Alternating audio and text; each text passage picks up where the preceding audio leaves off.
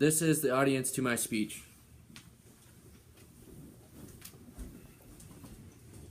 Hi everybody, I'm here to do my call to action speech on why GMOs are good.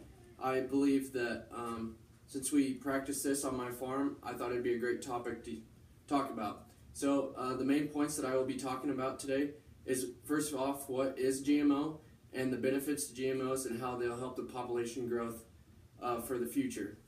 So first off, I would like to show you this poster here. It talks about the many uses of corn. Corn is the most imported and exported good out of the United States. And as you can see here, corn has a big part in livestock, our food, things we do at home with diapers, wallpaper, things like that, medicine, our fuel, anything in the industry, and the fun that we like to have, such as for ceramics, such as glue, things like this. I thought this poster was very interesting. And without GMOs, I don't think we'll be able to have a lot of these things in the future if we don't keep using GMOs and maximizing our yield. So, to start off, I'll get into my first topic. First off, GMO is a genetically modified organism which has had its genes altered to benefit the farmer for certain things. And it is a genetic engineering technique that has been used since 1982, is when it was first approved by the FDA. And this has resulted in higher yields for the farmer, and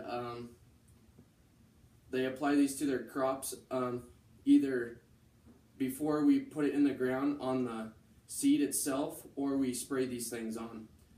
So next off, the benefits to GMOs. Crops are always being affected by weeds, diseases, and weathering. First off, as weeds, in my area we have kochia weeds, which they can be chest high tall, and if you do not get rid of them right away or spray for them, you'll find yourself out in the field trying to pull them because they will not die once they get mature enough. And next, diseases. We find worms and bugs inside our fields and inside the plant itself, and we don't want to see that, so that's why we use GMOs. Last thing, weathering. Hailstorms come in, and that sometimes affects the crop and the wind as well, and sometimes that will affect the plant and how it stands, and I'll show you on the next slide. Here's an interesting statistic. With the help of genetic modified technology, it has helped reduce chemical pesticides by 37%, increase crop yields by 22%, and increase farmer profits by 68%. I think that's a win-win situation for everyone. So next, now that we've talked about that, here we have, I don't know if you can see it, but here on the left it is a picture of a cornfield. It has some plants that have been fallen over, which we call a green snap in this situation, and it's when strong winds come through and they snap the plant at the base, and it's not strong. These new GMOs and things like that can help help the plant be more stronger and stand and withstand these things. Here on this side, we have a plant that has diseases and bugs gotten to it, so we aren't maximizing our yields like we are in the top one. That's what a full ear of corn will look like when it's at its best, and that's what we like to see as farmers. The question that is brought up is, don't GMO crops use a lot of pesticides and other chemicals? Well, with the seeds with the herbicides already put in them for situations like this, it causes us to do what we practice called no-till agriculture. That means we aren't disking and plowing the fields, which is keeping the nutrients inside the ground and keeping it more organic because we aren't driving over it and stuff, which allows, when we are going through the field and plowing it, it allows carbon dioxide to be released into the air, as well as the fuel molecules being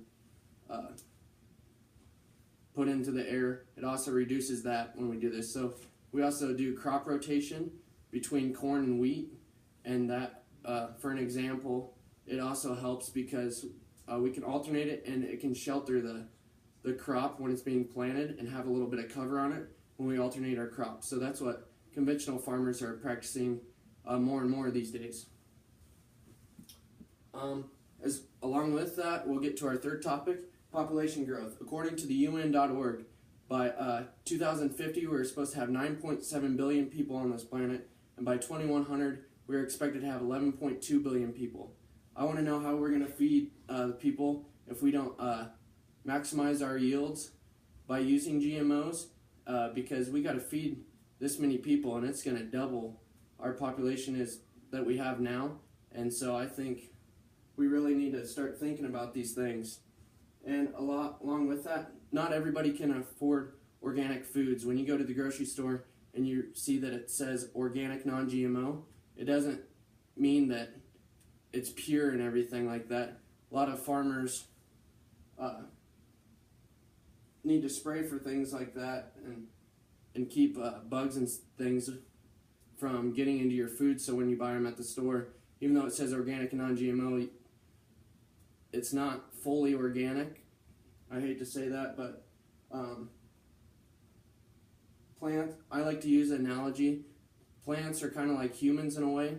Humans need medicine so we can live our 75 years on average, and with GMOs we can kind of alter the genes so they can last longer and withstand weeds, diseases, and weathering, like I said before. So I think it's very beneficial.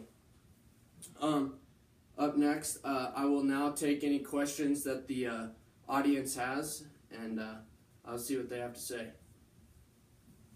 Cordell, many people think that organic is all just natural, but do organic farmers use fertilizer and any kind of spray on their crops?